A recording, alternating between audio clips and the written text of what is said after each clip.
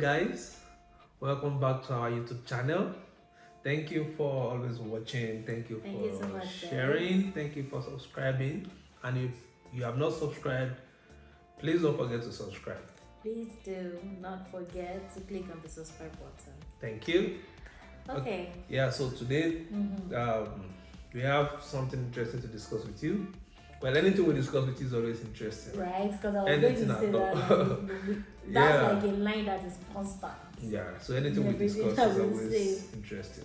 Anyway. Yeah, so we'll be talking about things you should know before you come to Canada. About 10 things you should know really before you pack your bag and you decide to fly into Canada. Alright, so let's get straight to it. Yeah, so let's get straight to the point. Number one thing that you should know before coming to Canada is about the credit system in Canada. Credit system. You know, back home in Nigeria, we're used to the idea that debt, or that we usually call debt, is bad. It's bad. People don't like going into debt. People don't like,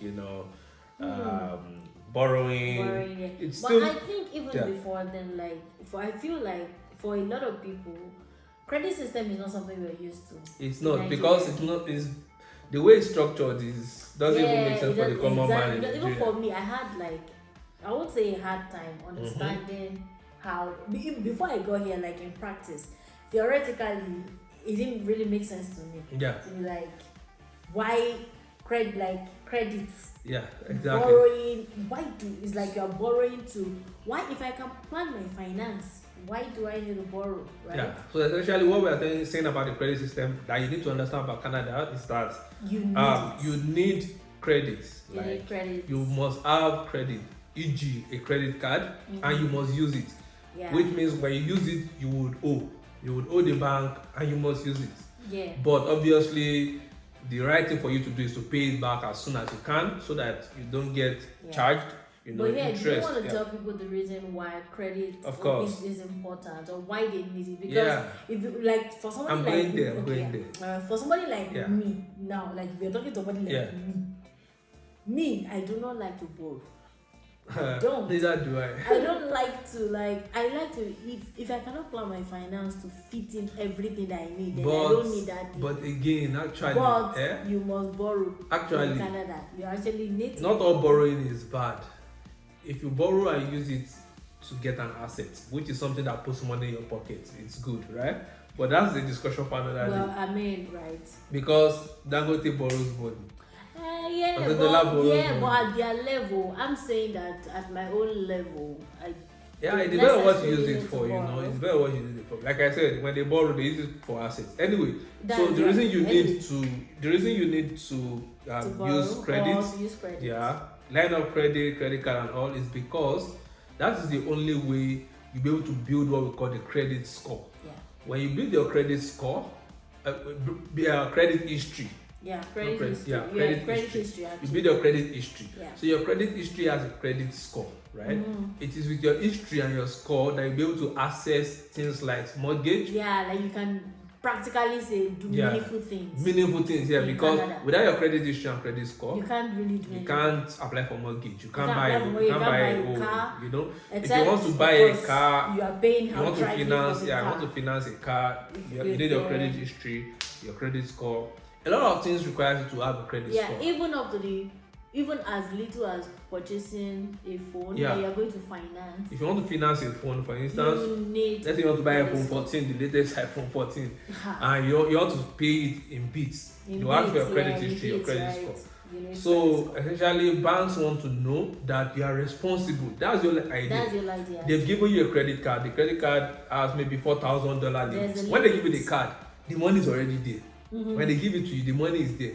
Not your own money, the bank's money. They fund the card and they give it to you. Take $4,000. Let's see how you spend it. So as you are spending it, they would be, keeping track, and they will tell you when to pay a minimum amount. If you don't pay it, like you don't pay back money you owe, then your credit score drops. It drops, Then obviously you will get charged interest. But if you pay it as at when due, then you won't be charged interest. And that is the way it works. You need it And actually, a good credit score will fetch you good deals in a lot of things. Yeah, actually. So credit history, credit system is something they do here in Canada. Yep. It's not popular in Nigeria. In Nigeria, you use your debit card to purchase money that you have. Once that money finishes, that's the end. But with credit here, you have money that is not your money, and you need it. You need to now be careful in using it, because some people, bastardize it. Yeah. If you bastardize it, it's to your detriment, really, because you will you won't have a good credit score, and you probably won't be able to access a lot of things that everybody wants to buy a house. Everybody wants to use the latest car and stuff. So pretty much that's actually one of the things you need to know when you're coming to Canada. Another thing you need to know when coming to Canada is that African food is expensive. I mean, everybody wants to eat good food, but African food is expensive here in Canada. And again, you know the kind of foods that they eat here. I mean, there was a time I was practically thinking, like, what else can I eat in this Canada that is not potato or chips, that is not chips or potato chips. Just call it the American way, crisps or fries. Like I need to eat something else, right? Like even rice, because they have like funny ways. There are different kinds of rice here. And there was a time I was so like, can't I just eat? You want to order food outside, and all you can just think of ordering is fries. No, but there are many things. Because that's the only thing that you see on the menu that you can eat. Yeah, well, that you are used to. That you are used to. But sometimes when you try, use a lot of money to order something. No, sometimes when you try something else, you could be lucky. You could get lucky and be like, exactly this my is point. nice. But you don't want to take that risk, especially if it's going for like some couple of dollars. You don't want to go and purchase something that you know that you probably will not. Yeah, like so when I bought that drink. Imagine that I bought a drink and they put. Don't let's mention that restaurant. Yeah, but you see that particular drink was just like a Maggi and Omieja. If you know what I mean. Fish soup and what that was what the drink. The drink tasted like a fish had been swimming in the drink. Then they put They don't use like Maggi. They put Maggi or on something to coat the waste of money. You see. So anyway, so that African food is expensive. So some of the things that people do, they decide to cargo foods from Nigeria all the way here if that's cheaper for them. And but that's just something you need to know. So the African stores, yes, actually, but it's quite expensive to buy palm oil. I think the other day I bought egusi, one small tiny egusi like that, and it was almost like $15 for this tiny small. How much they sell egusi in Nigeria?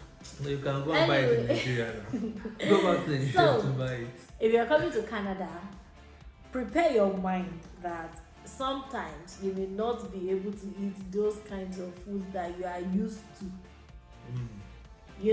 Because again, recall that time that we ordered amala and egusi, and we spent. I was so happy that day because that was the first time in a very long time. Yeah, in a very long time. Amala and egusi. Yeah. And it was close to $100. We didn't have. I think we just arrived recently there. We hadn't gotten food stuff. Yeah. And we didn't bring food stuff. Yeah. And we just felt like eating amala. And if you convert that, I think we spent like $70 or so. Yeah, something like that. And if you convert that to naira, that's like almost 40-something thousand. Is it? 70? It's something within range of 30-something to 40-something thousand just to buy 2 plates of amala and it was ridiculous.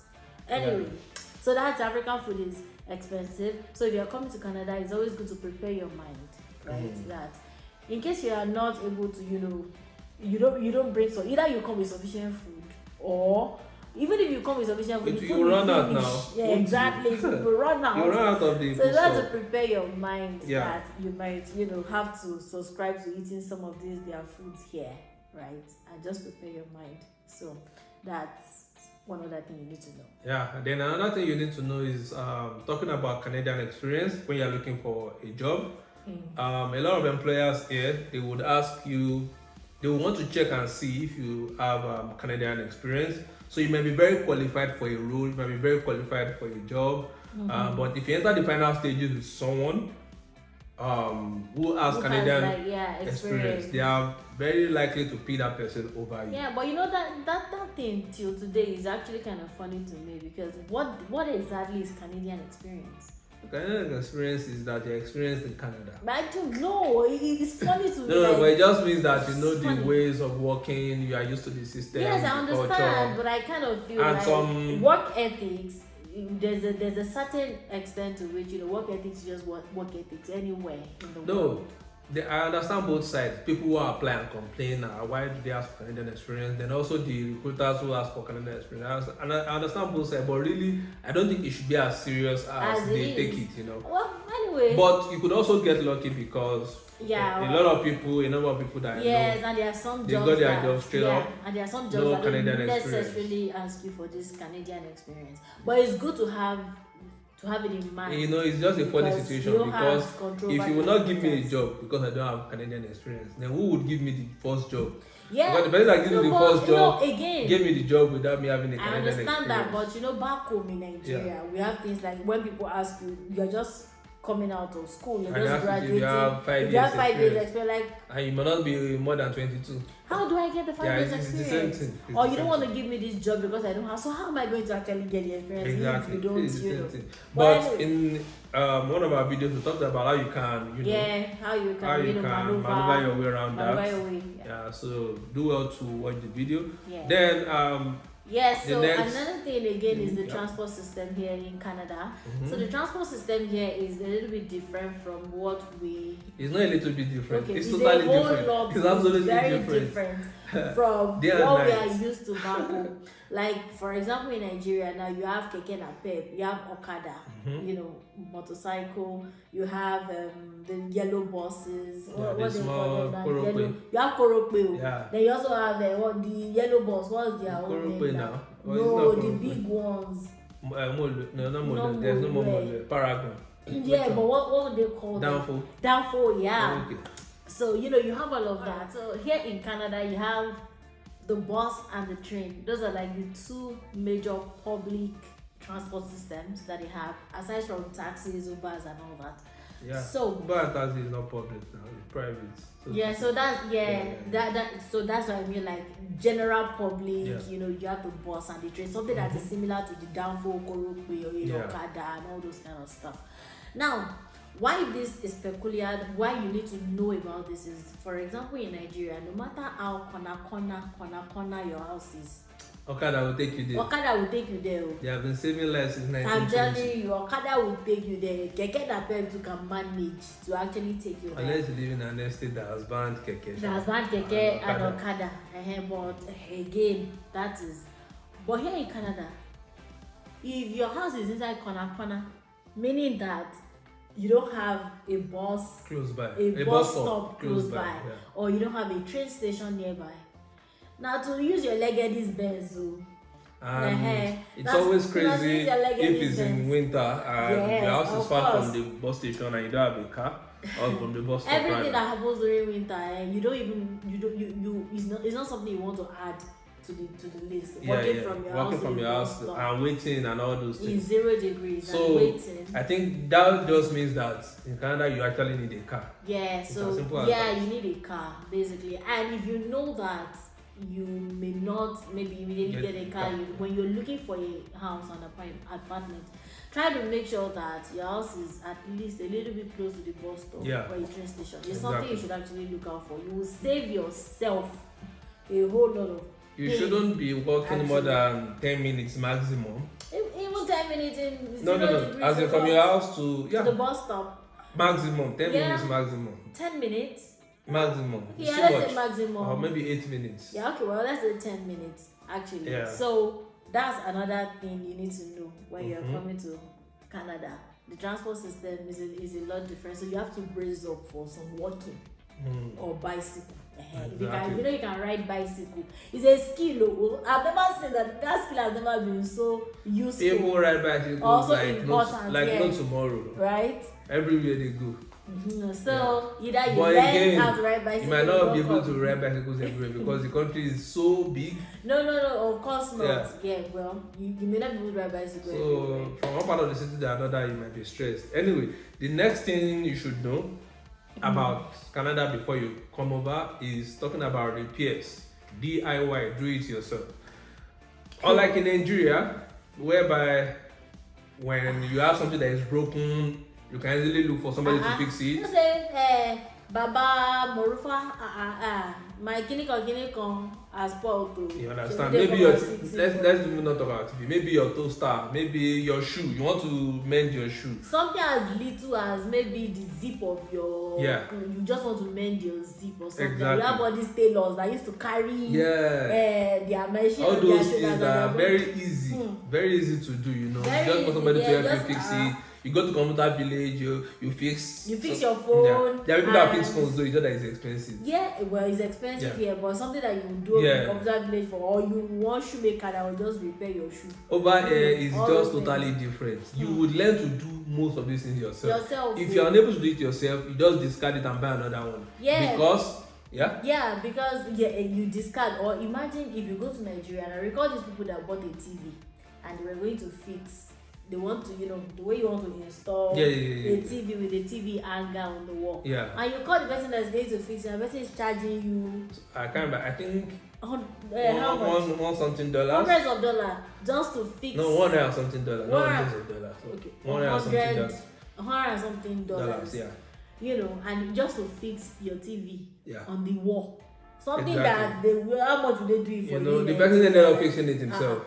Just to cut it, you watch a lot of do-it-yourself videos. How to do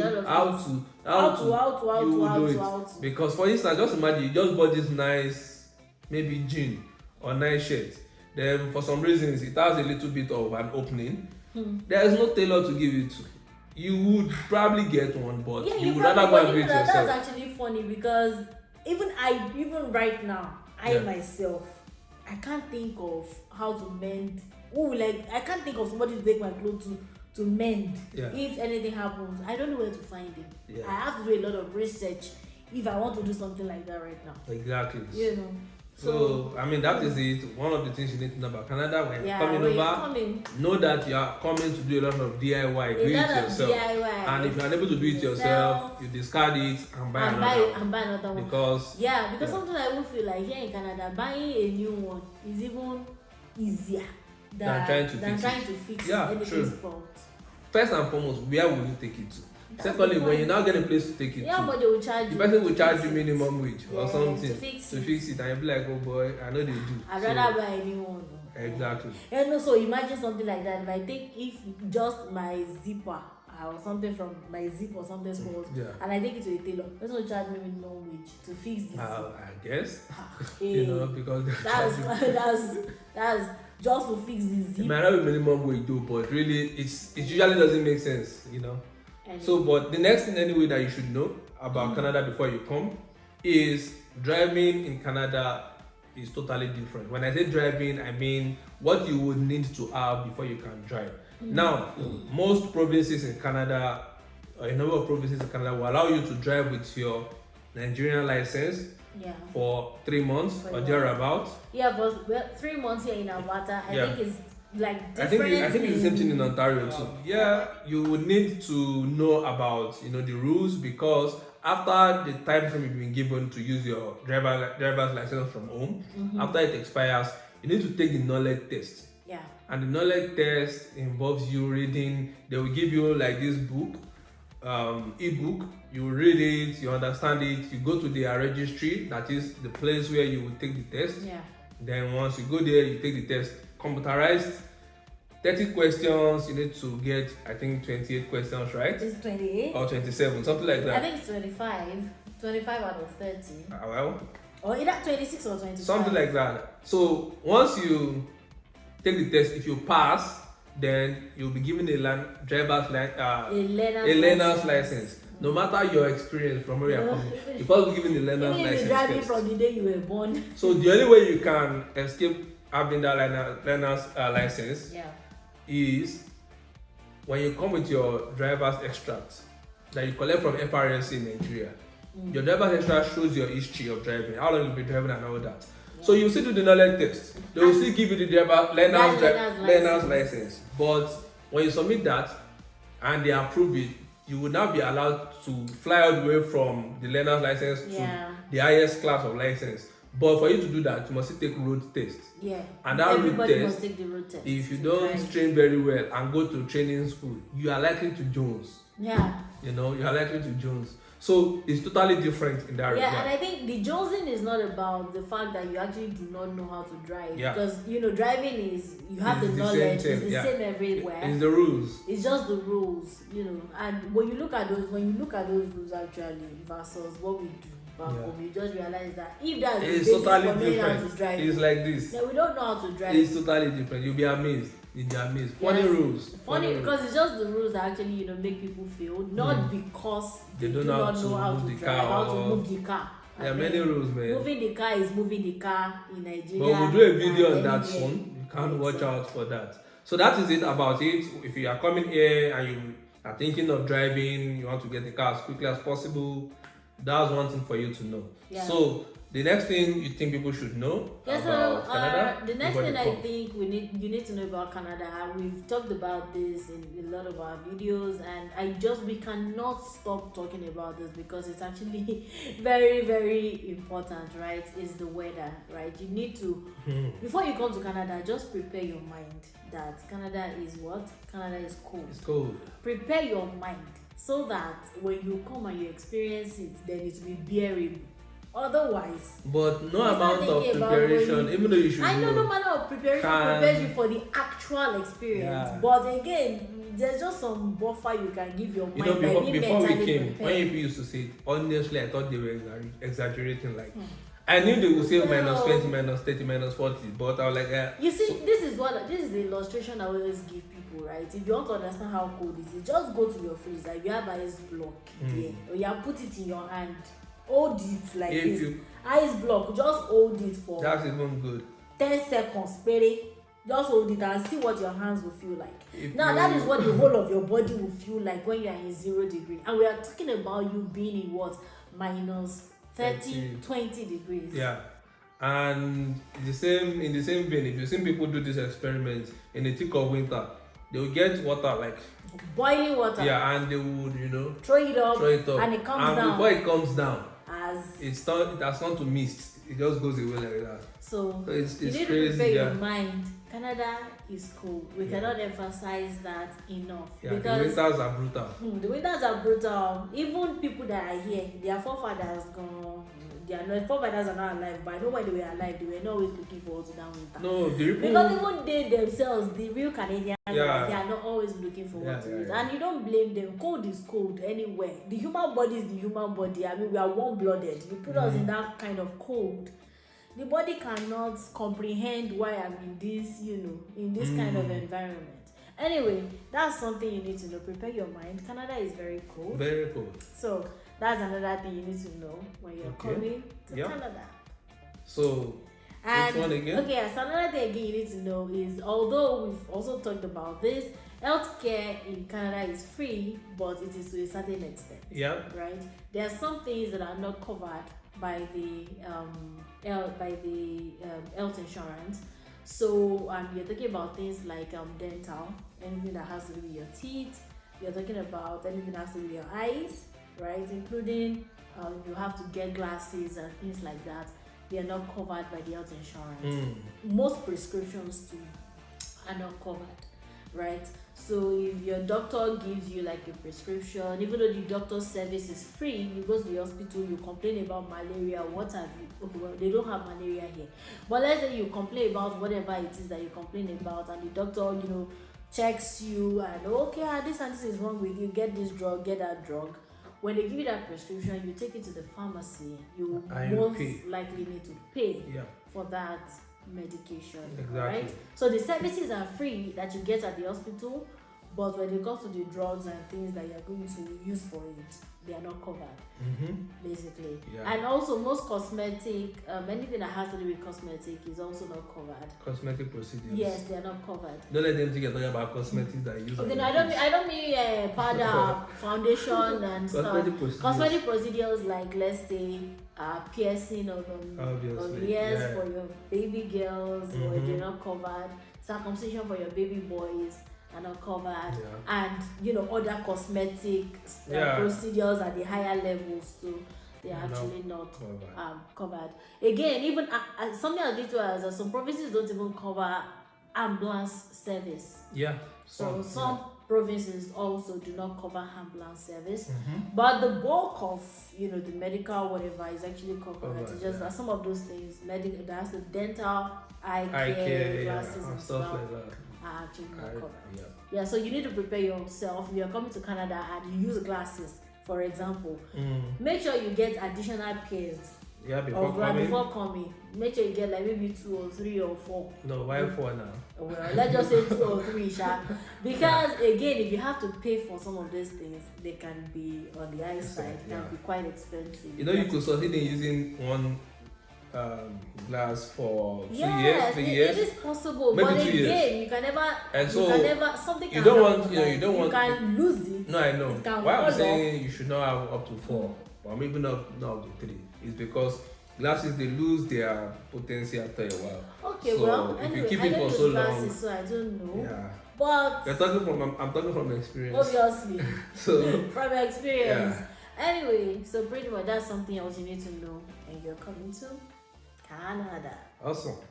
Well, just to add to that, one of the things you should know as well is that when you are selecting a city, so I'm talking about cost of living now. When you're selecting a city that you want to stay in, don't just go to a city because it's the in thing. Everybody's going to this particular city. Me too, I want to go there.